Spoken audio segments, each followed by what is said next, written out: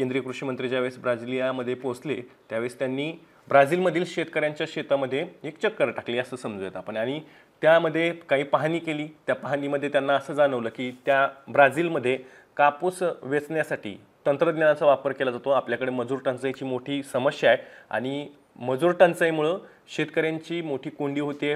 शेतकऱ्यांना मजूर वेळेवरती मिळत नाही आणि त्यामुळे शेतकऱ्यांचं नुकसानसुद्धा मोठ्या प्रमाणात होतं. सोयाबीनसारखं पीक असेल किंवा कापूससारखं पीक असेल तर ही प्रमुख पीक आहेत आणि यांची काढणी करण्याच्या वेळेला मजूर मिळत नाहीत शेतकऱ्यांना, आणि त्यामुळे बहुतांश वेळेस असं होतं की ढगाळ वातावरण असेल किंवा पावसाची स्थिती असेल तर अशा वेळेस शेतकऱ्यांना त्यांचं पीकच हातातून त्यांच्या जातं. काढणीसाठीचं जे काही तंत्रज्ञान आहे ते सुद्धा विकसित होणं ही महत्त्वाची गोष्ट आहे. आणि या अनुषंगानं कृषी विभागाला असं आवाहन केलं की ICAR म्हणजे भारताची जी काही भारतीय कृषी संशोधन परिषद आहे त्यांच्यामार्फत आणि ब्राझील या देशातील कृषी खात्यासोबत याच्या संदर्भात काही सहकार्य होऊ शकतं का, या पद्धतीचं कापूस वेचणीचं तंत्रज्ञान भारतात सुद्धा आणता येऊ शकतं का, याचीही चाचपणी याचाही अंदाज केंद्रीय कृषी मंत्र्यांनी या अभ्यास दौऱ्यामध्ये घेतला.